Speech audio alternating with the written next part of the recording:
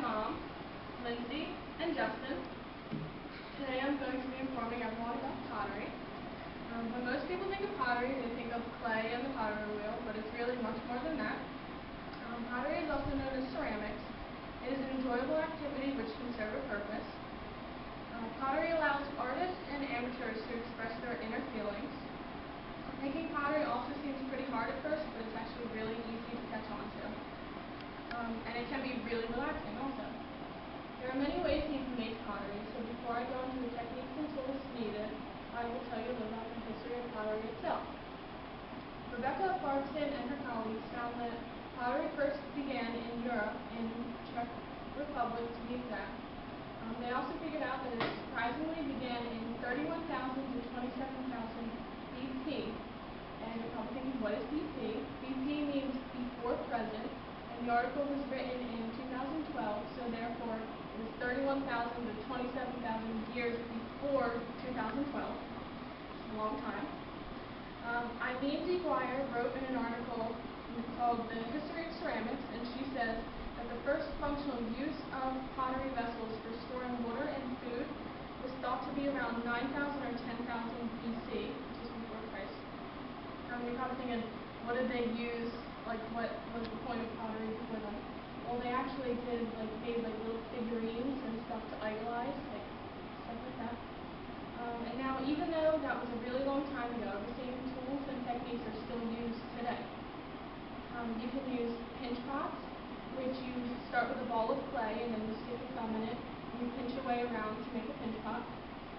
Most teachers start the students out with that because it's the easiest thing to do and it's really catch-onable. Coils you can roll out by hand. You always start with a ball of clay and then you roll them out on the table. You start in and then go out.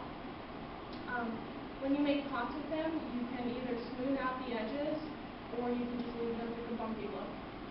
You can also do this thing called slabs. You start with your ball of clay and then you throw it on the table and then you roll it out with a rolling pin. And there's things called clay guides that you put on either side of the clay and you roll it out so it gets to be the even thickness. There's a thing called plaster mold, which I'm not that familiar with. I never did that. But you put an object, let's say with a pot or something, you put that in the plaster, let it set around it, and then once you take that out, you can put your clay in it, and then you get exactly a replica of your pot. There's also the wheel, pottery wheel, that everyone is pretty familiar about, they know about it. The pottery wheel is a flat, solid, circular surface that spins while you control the speed with the foot pedal. And now it's pretty similar to driving, except you're not driving up here, you're driving down here, and the foot pedal is your accelerator and your brake at the same time. Victor Bryant stated in his article in Ceramics Today that the pottery wheel was based off of drawings of wheeled carts or chariots in roughly 3000 BC. He said that they found an ancient box and they found the papers in there of the wheeled carts and everything, and then they based it off of that. And I will show you my examples. This one started out as a pinch pot. I stuck my thumb in it and then pinched all the way around to get that shape, and then I curved it and I added things. There's a thing called slipping and scoring, or scoring and slipping. You rough it up real fast and then you attach it. This slip is really, really wet clay. So that's how I attached all these things. And then I have this little pot right here, this little cutie pot. This was made out of coils and a slab. The slab is on the bottom, so you rolled it out, and then I cut it with the cutting knife, one of the tools that I'll talk about. And then I coiled all the things, and I made them go in when I wanted to. And this is an example of a coil. That's how you roll it out. You get it thin and even.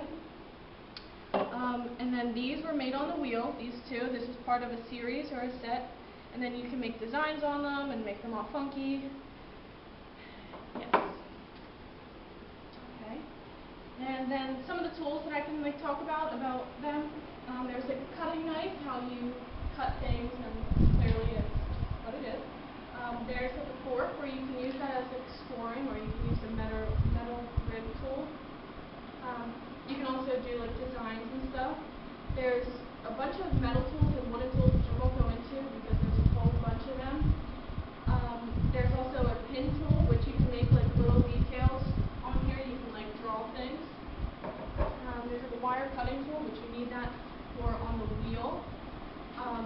you like slide the wire cutting tool, and then it comes up. There's like a rolling pin, a bunch of stuff, but one of the most important things I would say are sponge and water, because you cannot let your clay dry out, because then it's useless, it's unworkable. And of course you need your hands, and then a kiln, and some glaze. Now I'll talk about the kiln a little bit, because people aren't that familiar with what a kiln is. Well, a kiln, Richard Zakin says that they are essentially closed boxes made from soft, porous, highly insulating bricks. And inside there are coils that heat up. They're made from a special alloy, which is like just a metal. Kilns can actually get very hot. According to a kiln firing chart, they can reach over 2,000 degrees Fahrenheit. One of them I saw was like 2,550 something, so that's like really hot. And then I'll talk a little bit about the glaze. Now, glaze is ceramic paint, and it's really optional. Like this, I believe this purple, when I put it on, I believe it was green.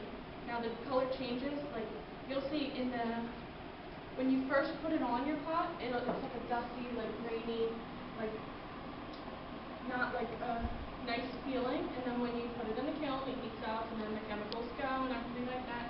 And then it comes out, and it comes like shiny. Some of them are textured, some glazes are textured, so you can like put it on textured and everything.